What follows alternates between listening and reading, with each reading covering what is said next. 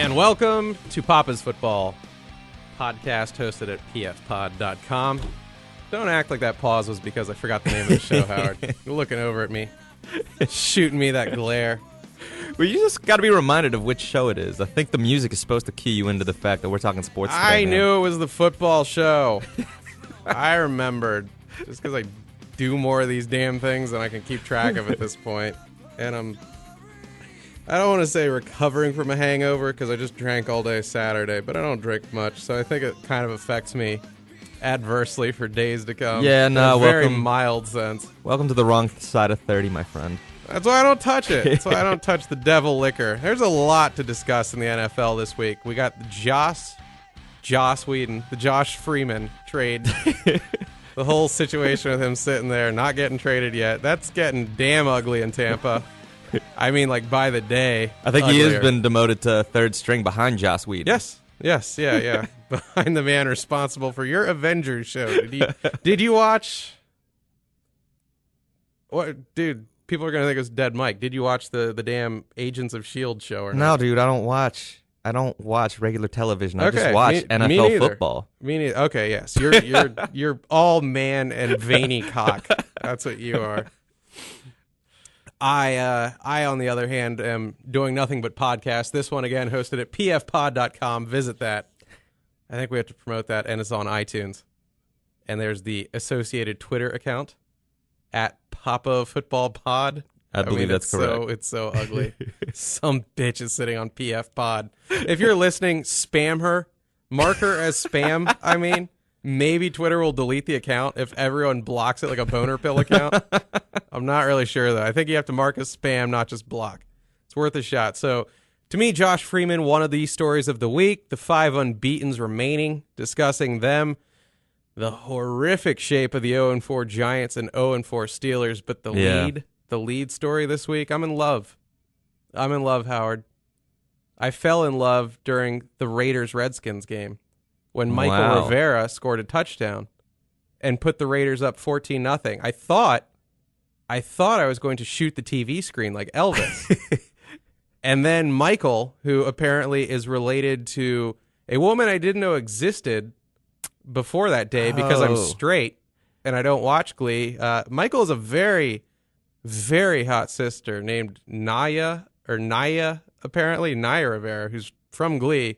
She was looking good at the game, I'll say that. She hopped out, and they had a camera trained on her as she celebrated with just the long, flowing black hair, the olive skin, the black Raiders cap on, the bared, flat midriff. The bare midriff was a nice touch for a celebrity. I immediately fell in love and thought I was going to pull a Pee Wee Herman or a Fred Willard and just pleasure myself upon my friend's LCD screen. I mean, my jaw hit the floor, and I was hanging with my good buddy Tony, who knows me well, and he turned, and just a look of disgust on his face, like real disgust. And he goes, "You really have a thing for trashy women, don't you?" I didn't really see how she appeared all that trashy, other than the fact she was kind of doing the LA, if you will, hood girl moves to celebrate. The hands up. It wasn't like a... Dude, I'll be real. Like, any girl who's wearing any sort of Raiders paraphernalia is not going to be offering you the Book of Mormon. I mean, I think you can pretty much assume. No offense to like female Raiders fans. Like, that says to me you're willing to go down on the first date. No, you're a uniformly ratchet pussy, as Juicy J would say. And also, as he would say, I cannot say no to you. I love you all. You ghetto bitches. Oh, so that's the highlight of the weekend for you from the NFL. That was the NFL highlight of the week to me. I stayed through that whole game. It's one of the few Skins games I've watched this year, start to finish. I hate being based in D.C. because we have to watch your shit team play, and then we have to watch Baltimore's shit offense operate, too. Not really excited about watching the Skins this year. As much as I'm a homer and I will root for them, I am totally open to admitting they're garbage and will do nothing this year. Yeah, but they might win their division. They could. Such a horrible division. NFC East is a turlet. And you guys could be, like, repeat divisional champs. They could. I mean, if they come back, because they're on bye this week, they come back, I believe, in Dallas, correct? In the Monstrosity Dome? Yeah, I whatever mean, you still Jera get calls it. 2 cracks at Dallas, who's going to be 2-3 heading into that matchup because they're playing Denver this week. They're hosting. Whatever, I man. believe. They're they're letting Peyton Manning come over to kick know. the shit out of Monty Kiffin's defense. I know. It's going to be ugly. They'll still get the living hell beat out of them. Yeah. But I just wanted to say that they're the home team. So, you know, Putting- according to Vegas, that's worth about 12 points. Being a home team, or Oh, Vegas loves giving home teams. it's 3 points. Is it only? It's 3. Oh, I thought it was more than that. If you get 3, as I a was home exaggerating with 12, but I thought it was almost a touchdown or something team, horrific. it's a field goal. They spotted If you. teams are even. If teams are evenly matched, it should be 3. Is this Denver's biggest test?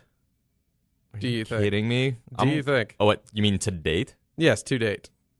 No, Not the I whole think- season. I believe they have New England ahead of them, who without Will Fork, I don't know if that's the biggest test anymore. I honestly think that beating the Ravens, looking back on this upcoming game, I think the Ravens game would have been tougher than beating like a shitty Dallas team. Okay. Not sure. To me, when they took out the Ravens like that, it was like RG3 last year, week 1, dismantling the Saints. Right. And you're like, oh my God, the Saints were amazing. This is a sign of huge things to come. Right. And I'm not saying that the Skins season was a bust, far from it, but we all know what happened to the Saints last year. Right. No, I mean, like, the Ravens are not going to be good this year. They could still win their division too, but the AFC North is only slightly better than the NFC East right now. Both those divisions are just beat. Classically good divisions that are doing nothing. Doing nothing, painful. cannibalizing each other for wins, It's sucking it painful, up man. to any other division. And that's what's funny. Like, you talk about Eli and Big Ben. They're sucking. Both those teams are winless. Who's in but the North? You've got Cleveland somehow at 2-2, tied for top. atop the division, yeah. Or are They they just beat the Bengals. the Bengals, who are 2-2? So I don't know. And then the Ravens are 2-2. 2-2, and then you have the Steelers at 0-4. Is Tomlin, you think, gone this year? By the way, just He might win his division, man. I'm still saying, like, they have enough games in division to overcome a 2-game gap right now. It's a crappy division. It's the same with Eli Manning and the Giants. They've been terrible, but guess what? you're 2 out. Everybody else is terrible too. So yeah, they can overcome it in division too. This is why the Redskins are still in it. Like, you guys barely beat a shitty Raiders team where Terrell Pryor didn't even play, and you guys struggled. That's pathetic. Matt Flynn showing why he's lost out and not 1 but 2 camps. By the way, after being traded for as a starter. God bless Green Bay Packers for just capitalizing Just on what a like fleecing. garbage time. He had one great game in garbage time in a game like week 17 didn't matter. That amazing year they had when they earned the bye and then just lost to the Giants. Yeah. In divisional round of playoffs. But yeah, like, they traded Matt Flynn and just fleeced 2 teams. 2 teams got fleeced by Matt Flynn. My anger game of the week, because there's always one game that sets me off. Sometimes it's the Redskins, don't get me wrong.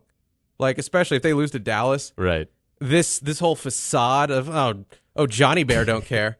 No, he cares. He'll care a lot if they lose the fucking Cowboys. Believe me. And I'm sure they will. I'm stealing myself for coming in after that loss.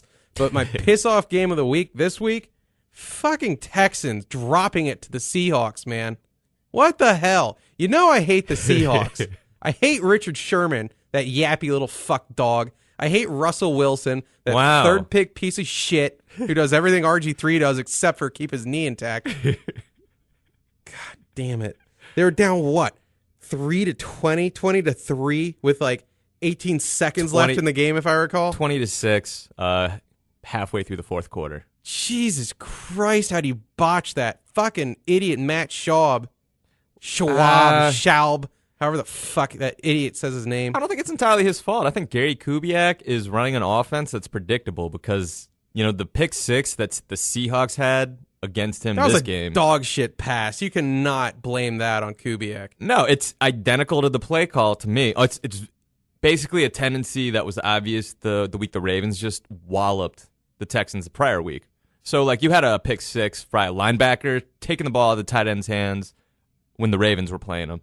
Same thing happens, except it's Richard Sherman now taking the ball right out of the tight end's hand. It's just like Matt Schaub in certain situations has a dump pass to the tight end, and you can sit on it. That's what I've learned from the last 2 weeks. They'll probably fix it now, but to me, I just feel like an NFL coach should be able to identify, like, oh, we just gave up a pick 6 because the dude was just sitting, waiting. absolutely waiting to just grab the ball. And then they did I mean, it a that's second true, week in a but row. I think it falls on an NFL quarterback as well to say, hey, this guy looks like he could be covered. I shouldn't do this. Yes and no, but he's immobile. This is not a guy that's like a franchise quarterback to me. This is a guy that you're... No, he's not. He's a fucking placeholder. And he's a guy who lucked into a decent contract because they did really well. I'm not going to say in spite of him, but certainly not because of him. I'm and then stunned. It's one of these, if it ain't broke, don't fix it contracts.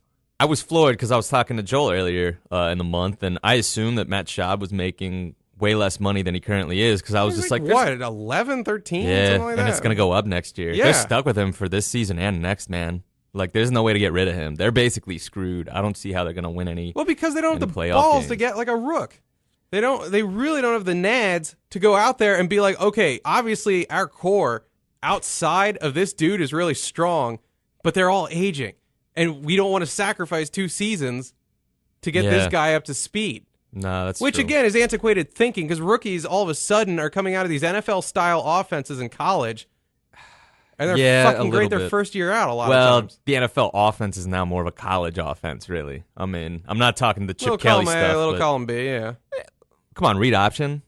That's like from Vince Young of Texas, isn't it? Like that's absurd. I watched the Monday night game last night. You had Brian Tannehill in the first half running read option somewhat successfully. I mean, he's not a great quarterback, but it works for him in the NFL, apparently. It's absurd. I don't know. I can only look back and wonder how the fuck did they not get Peyton Manning? Can you imagine that team with Peyton Manning right now? They would be god slayers. Oh, you're talking Dolphins? No, not the Dolphins. The fucking Texans. Like, weren't they massively in the hunt for his ass? And then they had to turn around and be like, hey, Shaw, no hard feelings, man. I thought it was... Am I incorrect on that? I thought it was huge. San Fran made the push, right? San Fran was big on him, too. Yeah. Like, that was kind of a late... They were not at the party from the get-go. I think Denver, everyone knew from the outset, was like, fuck this freak show. Get us that guy. But Yeah. I believe the Texicans were also very into, like... They didn't want to be too overt because they didn't want to just shit on Schaub. Right. Whereas Elway was just like, Tebow, fuck you. I don't care what the hell we're replacing you with, but it's going to be something. But I'll say this, the Texans still have the top defense in the NFL, and that's the reason why they did so well against the Seahawks. It's just you had the 2 top defenses in the league basically going head-to-head. And so now, like, it's going to take strong defense. Did you get to watch the game or no? I watched the end of it, yeah. I watched, like, the fourth quarter. All right. I want to know right now. I know Russell Wilson ran for, what, like 77 yards or some shit like that? He had a pretty impressive drive where he ran for about half the yards they gained. Is he not all that great, though? Like, overall, is he a good, not great? Like, I feel he's cooled off to some extent this year.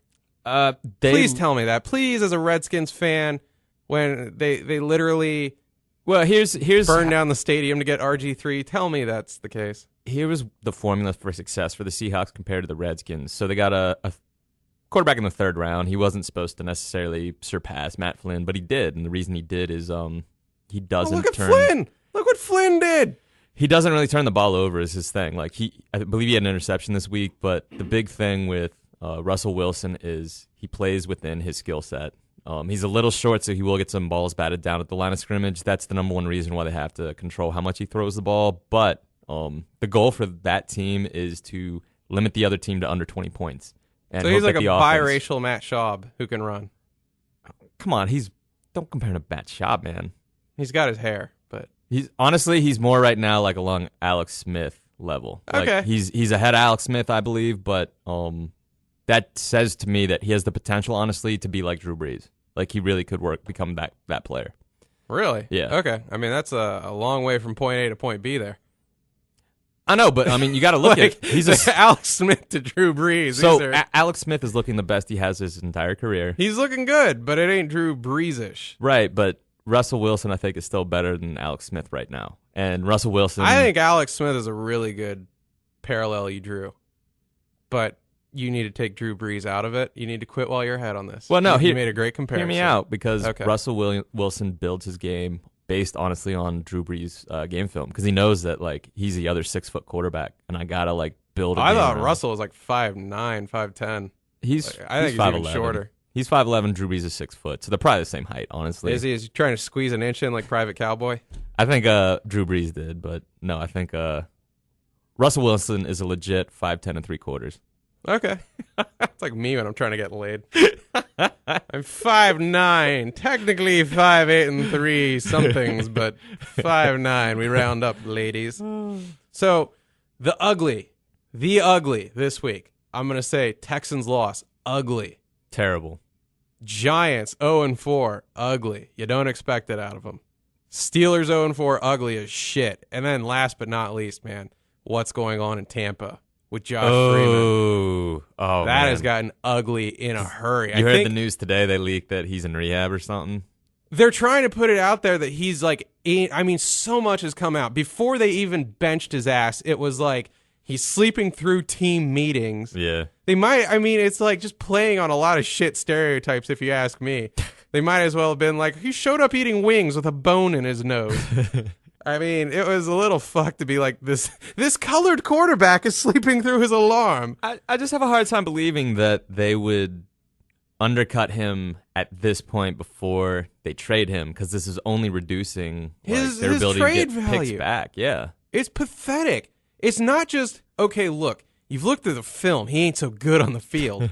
It's also, the fucker sleeps through alarms. And guess what? He might be into PCP for all we know. It's probably weed. I'm going to go out on a limb. Yeah, I was going to say, if he was doing PCP, his stats would be much better. It'd be hilarious. Are you kidding? A quarterback on PCP? Like some lineman breaks through, is about to sack him, and then he just punches right through him. Like the Terminator through Bill Paxton. It's like the opening scene from Last Boy Scout. Yeah, ain't life a bitch. Pow. I would kill for a quarterback on PCP. like he's completely open and then just think ghosts are chasing him. You see him run into his own end zone screaming. That would be the best game ever.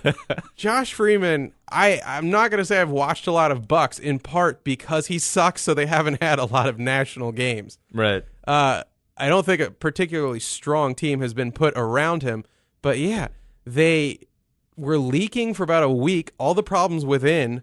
Then it was like, guess what? These problems have led to his benching.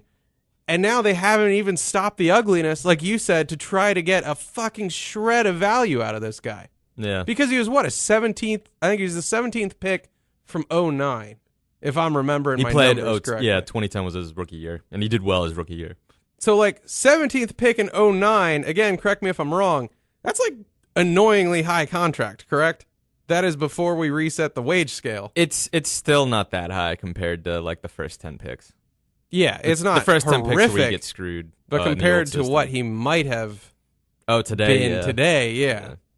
Today, you wouldn't give a shit. You just cut him in 2 seconds. But the reality is, he's not really tradable to begin with. I think that's probably the way they're approaching it, because he is he's in a contract year. So for him, they were not going to re-sign him at the end of the season anyway. Just the way things were going, that's why they're starting over. He just hasn't looked like a guy that's even worth re-signing, so why leave him in there? And it's weird because I don't know who the fuck wants him. They're trying to find, apparently they've been very slow to the draw in terms of contacting literally everyone in the league. Because why the fuck wouldn't you? Maybe someone wants him, someone wants a cancer for a third stringer. I think people also needed to check what they wanted from their quarterbacks after week 4. I think really you look at a team like the Raiders might be a destination for him, if only because Matt Flynn does not look like an acceptable backup to Terrell Pryor at this point. I think that might be a good fit for him, because Terrell Pryor is still learning how to not get injured. So I think he would actually be able to play there. So I think those are the kinds of destinations that they look for in trading I've Josh heard Freeman. Vikings mentioned a lot. Out of everything I've heard, Vikings. I wouldn't. But here's the problem with the Vikings now. Matt Castle looked pretty good this week. Oh, did he? So I didn't really watch. It's just a matter of, do we bench Christian Ponder at this point? Ponder's shit. He's obviously not the solution. If I'm Adrian Peterson, I've got a fucking Ponder voodoo doll. Yeah. I'm just sticking pins in his nuts. Like, you piece of shit. Give me some sort of passing game. I'm going to be a cripple thanks to you in 10 years, you cocksucker. The GM who traded up for Ponder is a complete moron. Just does not understand, how to draft. That was, one of the worst draft picks in recent memory, as far as I can tell. He was where in the first round, by the way? 12. Jesus Christ, man. Number 12 pick. Jesus Christ. That's like a late second rounder, I think. In retrospect, he's obviously shittier than that, but... No, he's not. He was not draftable out of Florida State, because as good as players from the state of Florida are in college, Like, they have great high school football in Florida.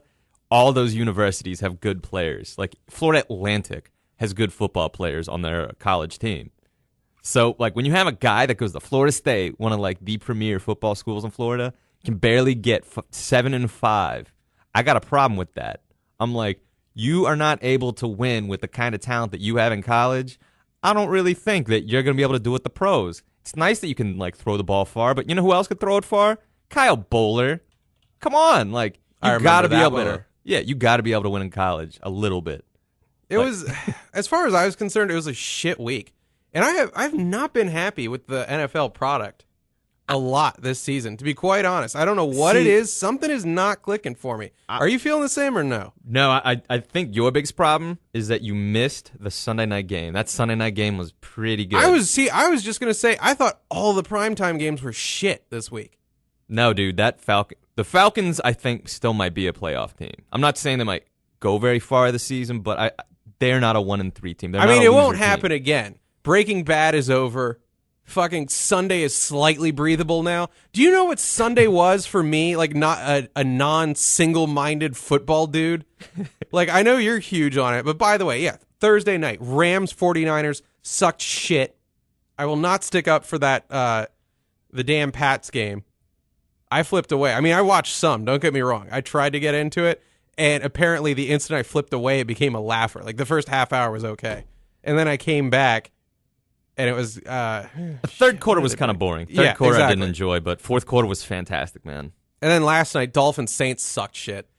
Like, if you didn't expect the Saints to just blow the Dolphins out. I enjoyed watching Mike Sherman and Ryan Tannehill get the tar beat out of them. See, I didn't. I watched about a half hour, and I was like, I'll go to the gym. Again, I'm just tapping out on a lot of these games early, because you know where they're going. Yeah, no, that's fair. But Sunday, dude, I'm just so happy Sunday night has some kind of breathing room. This Sunday, Breaking Bad finale, and I'm going to forget something. This is how packed it was. Breaking Bad finale. All of the Fox cartoons had their season premieres. Eastbound and Down season premiere. Wow. Hello Ladies series premiere. New episode of Boardwalk Empire. Season premiere of Homeland. That's fucking, like, my math isn't perfect because we're in the heat of the moment. I think that's 36 hours of amazing television concentrated inside a 2-hour span. It's not fair. It's not fair because so much of this shit is spoiler centric. You know what I mean? Like, It can get spoiled. If you tell me, oh, in Eastbound and Down, Kenny works for a car rental place now, I don't give a fuck. But Homeland? Goddamn, especially Malcolm in the Middle show. Yeah. You know what? You had to see how Heisenberg died. Yeah, spoiler, he did. You're such a shit. Fucking Boardwalk Empire, Nucky might have got his brains blown out. Like, these are not shows you can wait on. If you care to use Twitter and not have the show ruined for you. So it's like you're back in the 20th century when you actually had to watch television when it aired. Sucks. They've found a way around DVR, and it's called more media than you can handle. It's like, oh, you like technology, eh? Here's even more. Now you can find the ending on your phone while you're dropping a deuce. Because, yeah, on Saturday I watched a college football game. You know, I didn't really get to the game at the start of it. But while we were watching Miami play, one of my friends kept getting alerts with the scores. And so for her, like, she just, for the first quarter that we were watching while the second quarter is being played live, like, we just kept getting these updates so that, like, it's basically impossible this day and age to avoid the alert that screws you over on social media. Yeah. Whatever. You want to do the week that is coming now as I wipe my eyes and make a little cone over my mouth to fuck the audio entirely? One last comment on this past week. Sure. Detroit sucked. Detroit, I mean, they only won by 8 points, but they really manhandled Chicago. Oh, no, I heard they were way up, though, like, and that was kind of a late rally on the part of the Bears that made the score look better than it was. Yeah, you were calling that, I believe. Yeah, no, Giving you credit where it's due. I'm gonna say this. I think Detroit might be able to break up this party for Seattle and New Orleans that everybody thinks is going to be happening at the NFC Championship game. I truly believe that Detroit might be able to make it into that game. Dude, Detroit puts down Green Bay this week. That's nuts. Where is that being played? Lambeau. The frozen tundra of Lambeau. Fortunately for Detroit, they're playing them early in the season this year. Oh, or it is like balls cold? Yeah, because they're an indoor team. Where someone flings the football at your hand and it feels like it's shattered, like you're one of the White Walkers. That would be huge if Detroit can leave Green Bay with a victory this week. That's going to be so huge for their season. That's one of the good matchups this week. I'm looking at Thursday night. It's a freak show game. Fucking Bills at Browns. The only reason you're watching, that's so tempting. I'll watch because Yeah. it's Thursday night. Are you kidding Yeah. me? I'll fucking watch. I've learned to appreciate the shows that aren't on Sunday, where again I'm roughly 8 shows deep. I've learned to appreciate any game that isn't conflicting with literally countless hours of TV viewing. My Sundays have become so hectic, dude, and it's for TV. I want to kill myself. Like all of Sunday into Monday morning, I'm just like, I'm almost there. Fast forwarding through shit. I hate it. So you're half chub right now, getting to watch the heavyweight matchup between EJ Manuel and Brian Hoyer. Yeah. I want to see Hoyer in action. Fucking crippled Whedon not doing his thing. I think Whedon had a hangnail. They were literally looking to get him out for any reason. And the instant Hoyer, as long as he didn't lose by 30 points, I think they would have been like, sorry, kid, he's got the hot hand right now. Yeah, no, it's more proof. But he's actually won twice. That's insane. Mike Holmgren screwed that franchise. Mike Holmgren is acting like they were complete morons after the Trent Richardson trade. And I don't know, last I checked, Cleveland's doing much better since they unloaded him and benched Whedon. The insane passing of Andrew Luck, which, by the way, has been good. Guess what? Richardson, not so great in terms of numbers. He's a good goal line back. Like, he'll get you in the end zone. He changes your goal line offense. And it conversely, like, the goal line defense for that team has to be different when he's on the field. He's not a primary back, though. I don't know. Which, again, I'm not saying I watched a lot of Colts. If they were settling for a lot of red zone field goals throughout the year, then I guess that was a good trade. If you're upgrading your 3 to a 7, that's good. I don't know if that was their big problem, though. Here's who Trent Richardson reminds me of. Is a guy that played with Minnesota when they went 15-1 Randy Moss's rookie year, named Leroy Horde. He was the backup to Robert Smith, and he was a great change of pace back. What's that? Bad joke. Sorry. Said of the Cure. But Robert Smith. Go on. Leroy Horde had a great quote back in the day. He told John Madden, he said, if you need 1 yard, I'll get you 3. If you need 5 yards, I'll get you 3. And that's Trent Richardson. Like, he that's will a back always with uses then. Yeah. So I mean, there are situations you just need 1, and he'll get it for you. But you ask him for 5. No, like he's not going to average. So AP he ain't. Jim Brown was right. Close, man. Oh, not even. He's not Ray Rice. He's not even Arian Foster. Like, from what I've seen of the guy, that is the case. And I would watch the couple of times I did see him, and I'm like, look, I'm practically a girl when it comes to this shit sometimes. So am I like missing some kind of nuance? Maybe his blocking was amazing on the play before. Did I not catch something? But yeah, you watch the guy, like, this dude ain't good. Yeah. And I'll watch Ray Rice. I'm like, that motherfucker runs. Yeah. Look, there's a first down. He got it. He made somebody miss. I mean, like, the way that Richardson makes people miss is weird because he does have the strength to like power through tackles, but he's not like avoiding anybody getting their hands on him. It's weird. I don't know. I'm just watching for the good shit at 1 p.m. There's a decent amount. I mean, there's Colts hosting Seahawks. I just want the Colts to beat them. I want someone to kick Seahawks dicks in the dirt. That'll be interesting. I'm still going to take the Seahawks, though. I think everyone is. They're an easy one to pile on because their defense has gone from last year where I was like, okay, offensively they seem about the same as the Redskins, and the tiebreaker is the defense is somewhat better. Their defense is sick, man. Their defense is fucking sick. Well, they were great last year, too. I mean, that was a good defense last year, and they're better. I think it's gotten better. Yeah. Like, I think it's gotten better more than you're giving it credit for in terms of improvement. But you got that one. Lions hosted by Green Bay, solid. Weirdly enough, Chiefs hosted by Titans at 1 p.m. Titans somehow 3-1. Yeah, but Locker's gone, though. Locker's out. Who the fuck's in for Locker? I don't know. Some dude. Literally just some dude. The Titans have to win that game for me to give a shit about their like progress throughout the season. Absolutely. And believe me, I'm rooting for the Chiefs. I kind of like seeing these cast-offs. I like seeing Alex Smith doing well, especially as the 49ers flounder and Colin Kaepernick doesn't look like hot shit anymore. Love watching that. And Andy Reid, who got booed the fuck out of Philly for that pedophile priest-looking motherfucker, Chip Kelly. I love seeing Chip suck shit, and I like seeing Andy do well. But I'll be honest with you, I'm not blowing smoke up your ass. I think like that team is very beatable when they play the Redskins. Who the Chiefs? Yeah, they don't look like world beaters. They're gonna get beat 3 times by the Broncos. If it comes to it, like I don't see them competing with. I don't see them competing once. They're not even in the same class. This is gonna as the sound weird Broncos. because they don't play the same way, but it reminds me of like Denver with Tebow, where if the game stayed close into the fourth, you knew Denver was going to win.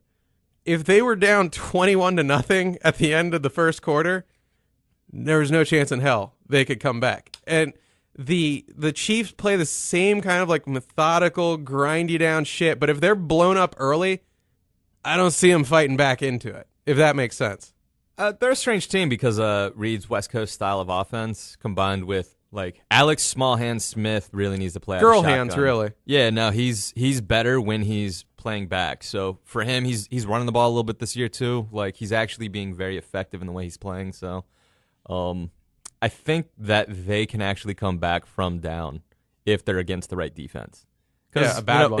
It's the Reed system, and Alex Smith, unlike Tebow, can't throw the ball. I mean, he's not the greatest passer in the world, but he is an NFL quarterback, unlike a certain person who should be playing for Jacksonville soon. Free beer and Tebow. Free beer and man. Christ. They got to do something about that franchise, man. They got to do something. I can't even like consider it part of the NFL at this point. It's so fucking bad. I feel so bad for MJD, man.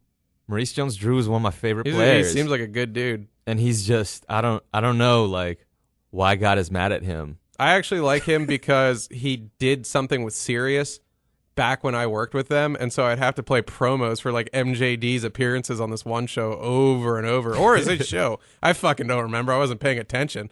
But I heard enough of the guy where I came to like him. I heard his promos for years. He appeared he appeared once on The League.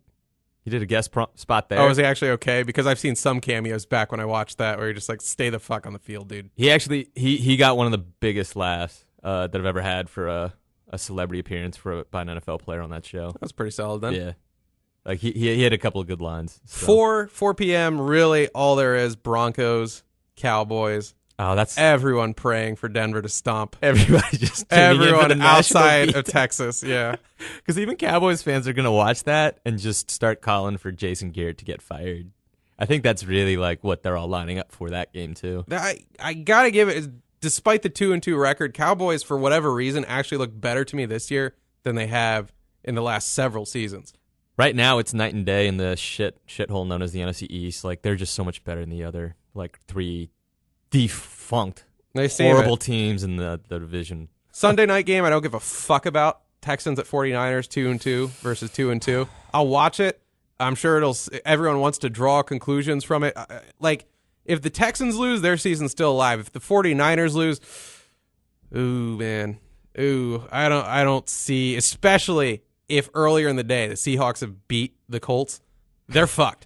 I don't like saying this is must win because it's the most hyperbolic shit, right? And it makes anyone sound like an ass. You know what a must win game is, Howard? Where if you lose, you're mathematically eliminated. Yeah. And short of that, nothing is must win.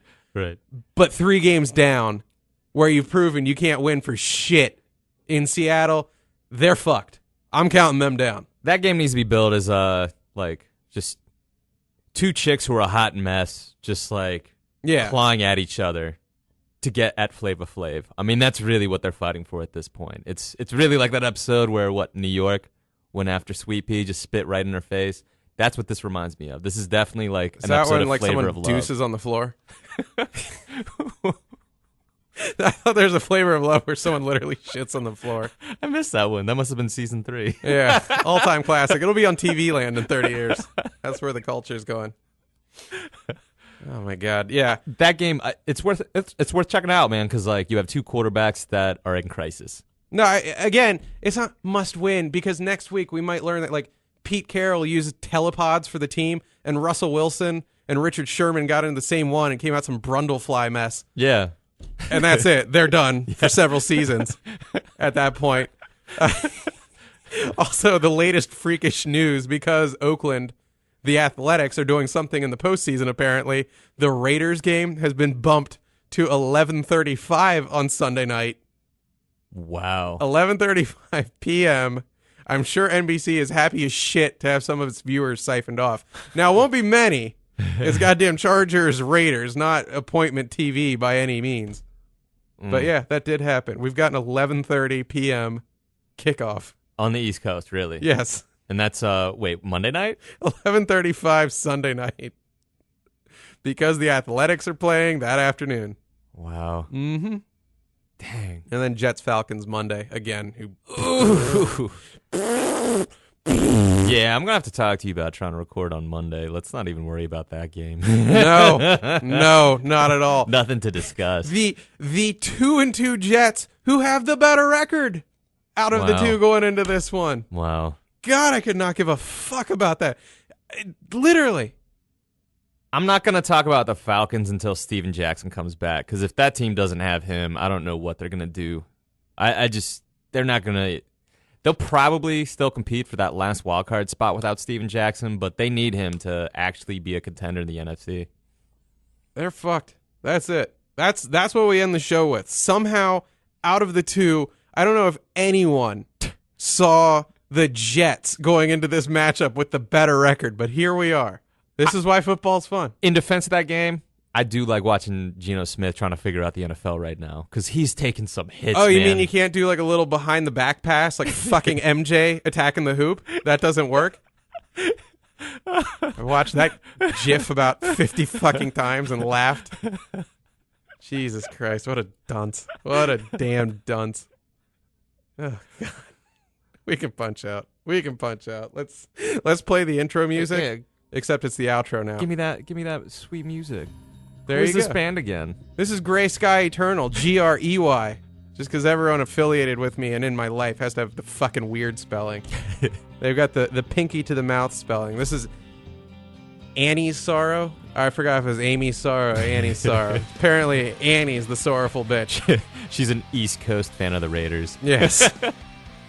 Howard, thanks for being on the show today, Papa's Football Podcast. If the folks want to get a hold of you, it's At What the F and Heezy. At What the F and Heezy on Twitter. Me, John Papa Giorgio. I'm at Papa's Basement. The show's website is pfpod.com. You can also get my regular podcast at inpapasbasement.com. Find both Papa's Basement and Papa's Football Podcast on iTunes using the Apple Podcast app or whatever the Android equivalent thereof is. I think there's a million of them. Like them, subscribe to them, rate them positively, all that shit. And share them with your friends, right? Is that what they do? I don't know. Till the next week. We're out.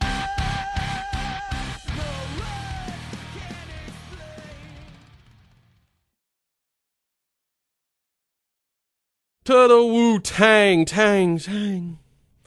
And these are my levels. These are my levels. Suck my penis.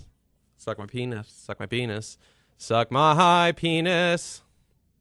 All right, Howie. This is me talking, and when I'm low energy, I'll talk like this. This is too loud on my head. Oh, shit. No. Oh, am I? You're loud as fuck. All right. Well, my earphones were pretty fucking loud, too. We had some deaf-ass motherfuckers in here before we were here. All right, so this is going to be my talking level of normal volume. And Howard, yours. Yeah, let's, so you want to talk Jesus prep God. on, what's his name, Josh? You want to lead with that? No, we're leading about the Poussey, I guess, the intro. Because aren't we trying to do a little bit of a teaser to start the show? You mentioned a couple of headlines before we talk about, like, getting a piece of that gash. Sure, we can do that. That hot Raider slit. What the fuck? Is that your chair? Yeah, let me switch chairs. Fuck. Never heard of WD-40 in this turlet. Squeaking like a Chinaman's coffin. I don't even know what that means.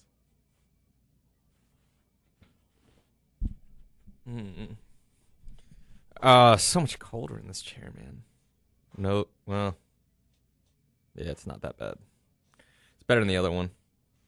You want me to sit on it? Oh, all right, man. So, That's what they did. That's what they made the boys do at the all-boys school in Roald Dahl's Boy. I think they were called fags. Seriously. And he had the fags sit on the toilet seat to warm it up for you. The headmaster. So the headmaster could sit his ass down, his royal ass. Wow. I think they were called fags or faggots, which made sense now that I know it's a bundle of sticks they would light for warmth and stuff. But at the time, reading it when you're like 8 or whatever, it's like, man, that's a lot to imply about this kid just because he sat on a toilet. It's heavy. I wonder if that's the origin of our term. No, I don't know. You're the kid who warms the toilet seat for someone else. Ha ha. On Louis, which of course cannot tell a lie, there was some gay comedian, old gay comedian, and he said it's from the fact that they used to burn the gays. So they'd be like, you're burning a faggot. All right, so this is my talking one last time, and Howard. What it is, what it do, North Pole igloos.